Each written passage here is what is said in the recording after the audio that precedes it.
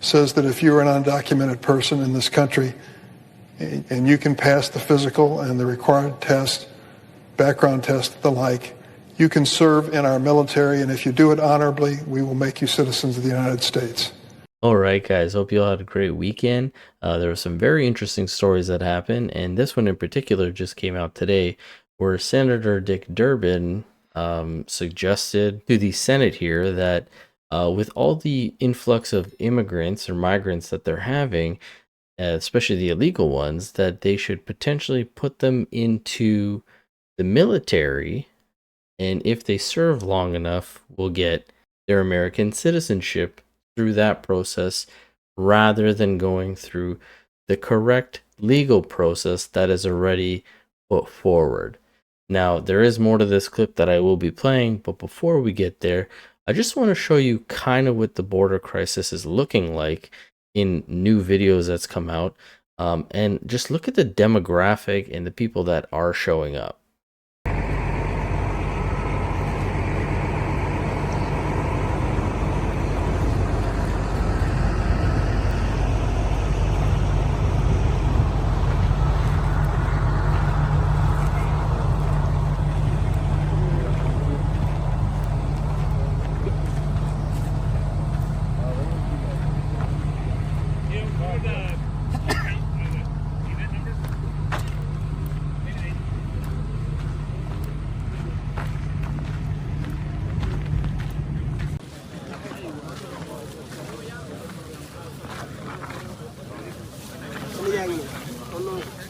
Hello.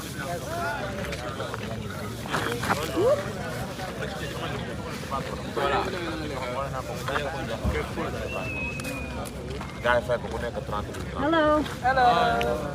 How are you? Yeah, I'm good. How are you? Good, thank you.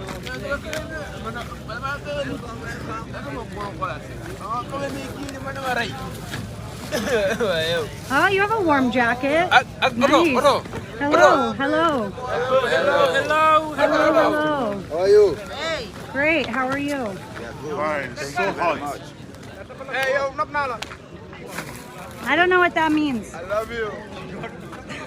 I love you. Uh-huh.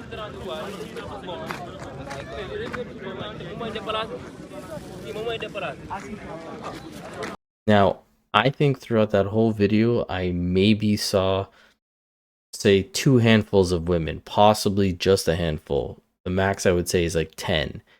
The rest are all either military-aged men, like 18 to 26 in that range, or men who are here by themselves, no family, no kids, no wives. There's no women and children really here, or much older men who can't participate in the military. And from this video, you can clearly see that it's not just these Venezuelans that have been coming over, or, you know, maybe some of the Mexicans. We're also seeing African people from the Congo, from Morocco, and now there seems to be an influx of what looks like maybe Chinese individuals as well. And again, this isn't the first video like this that's come out where we're seeing just these young or military-aged men coming along with no women, no children, no nothing. It's just them. And here's another video that I saw that had that. We're here in El Paso, Texas, where thousands of migrants have been entering the country illegally. After they enter the United States, authorities will take them to processing facilities, and then it appears that a lot of them end up here on the streets of downtown El Paso, where they choose which state to go to. We've been asking a lot of them here at the bus station, where are you going? Where are you from? De Colombia. Colombia? ¿Dónde va? A Chicago. ¿A dónde va? A Nueva York. A Venezuela. ¿Dónde va? A Denver. Vengo de Venezuela. ¿Dónde vas? Voy a Denver, Colorado. Denver. ¿A dónde viene? ¿A dónde vengo? De Venezuela. De Venezuela. Nos vamos a Denver para que nos logren apoyar, ayudar con unos boletos para ir a nuestro destino, que es New Jersey.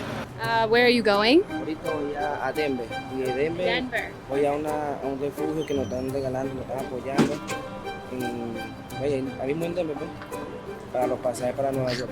Venezuela. Venezuela. And ¿dónde va? Va a Tennessee. Tennessee. Okay, wow. A Chicago. Washington. Oh, that's where we're from. De Washington. DC?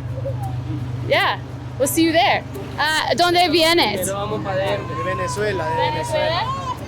Primero vamos, igual de Venezuela, pero primero vamos para Denver porque allá supuestamente dicen que nos regalan el pasaje cuando uno quiera ir.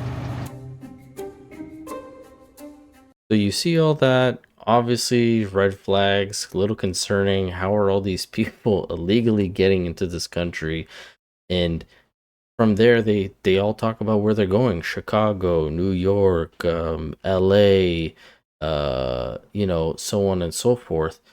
From here, they have options to just break out and go wherever. I'm sure some of them come over to Canada or, you know, cross the border or something like that. You see all this happening, and instead of targeting the border issue, you have this senator coming out and saying all this, and I'm going to play the clip that's been going around.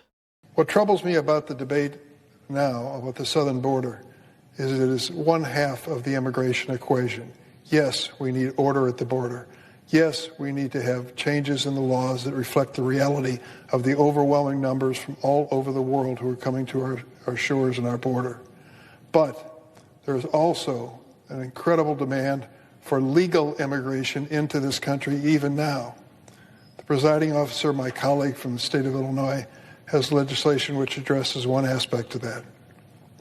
Her bill, and I hope I describe it accurately, says that if you're an undocumented person in this country and you can pass the physical and the required test, background test, the like, you can serve in our military, and if you do it honorably, we will make you citizens of the United States.